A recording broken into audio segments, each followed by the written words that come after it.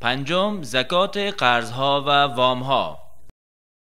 از آنجایی که نبی اکرم صلی الله علیه و سلم از دین به خدا پناه برده‌اند و همانطوری که الله تعالی بزرگترین آیه را در قرآن در مورد دین نازل کرده، همه بر اهمیت این موضوع دلالت دارد. در مورد وامی که برای دیگری بر ذمه زکات دهنده است، اصل آن است که اگر دین کسی به مقدار نصاب و یا ناقص کننده نصاب باشد، بر وی زکات نیست، و اگر دین ناقصگر نباشد، از سرمایه به مقدار دین کم شده از متباقی آن زکات می دهد. مثال: اگر شخصی $10,000 داشت و مقدار مدیونی وی نیز $10,000 بود، بر وی زکات واجب نیست، زیرا که دین او نصاب را شامل می شود. و همینطور است اگر دین او $9,950 بود، نصاب را ناقص می کند، بر وی زکات واجب نمی شود. ولی اگر مقدار دینش $4,000 بود که از سرمایه منفی شود، $6,000 باقی می ماند که بر این $6,000 متباقی زکات واجب است، مگر اینکه دینی باشد که مورد استفاده قرضدار در بازرگانی نباشد، مانند این که بازرگان خانه ای را به قسط چند ساله خریده باشد و یا برای ملکیت وسایلی که در پروژه بزرگی با هزینه میلیون‌ها دلار تخمین زده می شود از دین استفاده کرده است. پس یکی از بازرگانان توسعه کار او را ارزیابی می کند. با استفاده از وام چند میلیونی می خواهد خط تولیدی جدیدی را با خط تولیدی کنونی خود راه اندازی کند. آیا این وام‌های سرمایه‌گذاری می‌تواند در مقابل از داشته‌هایش که موجب زکات هستند کم شود؟ چنین نظری با این مفهوم باعث ضیاع اموال هنگفتی حاصل از زکات برای فقرا می شود و بالاخره منجر به این نظر خواهد شد که بر بسیاری از ثروتمندان عصر زکات نمی باشد. دومین همایش قضایای زکات معاصر که در کویت برگزار شد به این نتیجه رسید: اولا،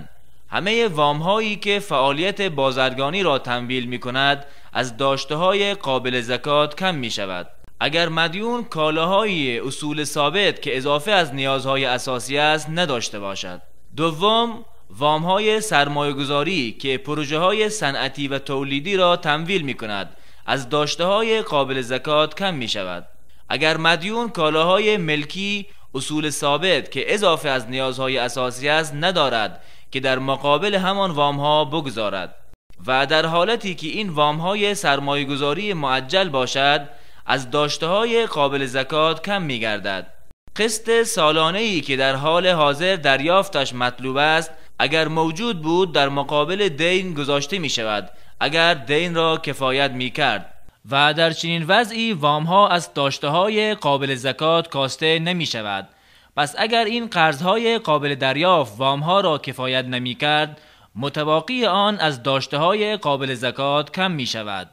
سوم، وام‌های معجل مسکن که به اقساط دراز مدت پرداخت می‌شود. مدیون باید زکات بدهد از آنچه باقی مانده در دستش، پس از این که قسط سالانه را کم نماید از همان متباقی اگر به نصاب برسد زکات بدهد. اما در مورد زکات دینی که زکات دهنده بر دیگری دارد، اگر دریافتش ناممکن باشد، مثل این که مدیونش مفلس بوده و یا ثروتمندی است که پرداخت نمی کند و یا کسی است که منکر دین می باشد، پس بر صاحب دین همه ساله زکات نیست، بلکه اگر چنین وامی را دریافت کرد زکات یک ساله آن را می پردازد. اما اگر دریافت وام ناممکن نباشد، مانند وامی که بر پولداری که پرداختش معطل نمی شود، لذا واجب بر صاحب دین است که هر ساله زکاتش را بدهد، زیرا که حکم موجود در نزدش را دارد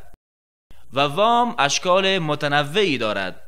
از آن جمله آنچه که به نام اوراق بهادار معروف است. گواهینامه است که به موجب آن صادر کننده التزام خود را برای پرداخت بهای یاد شده در هنگام استحقاق با سود اتفاق شده در این سند به حامل آن می پردازد و این ربای واضح و حرام است، زیرا که قرض در مقابل سود بوده است. بر کسی که به آن تعامل دارد باید به سوی الله تعالی از این کارش توبه کند. اوراق بهادار دین معجلی است به دست دارنده علیه طرف نشر کننده و در نتیجه پس زکات اوراق بهادار حکم زکات دین را دارد. در آنها زکات واجب است اگر به تنهایی به نصاب برسند و یا با انضمام آنها با پولها و کالاهای بازرگانی که در ملکیت صاحبش می باشد و با گذشت 1 سال بر آنها باید ربع عشر یعنی 2.5% زکاتش را جدا سازد. و اگر جدا کردن اوراق بهادار امکان پذیر نبود مگر پس از یک مدت زمانی زکات از آن ساقط نمی شود، ولی هنگام جدا کردن زکات سالهای گذشته را نیز می دهد. اما در مورد مستغلات یعنی هر آنچه که برای کرایه دادن مهیا شده نه برای بازرگانی در خود آنها، مانند خانه ها و ساختمان ها و خودروها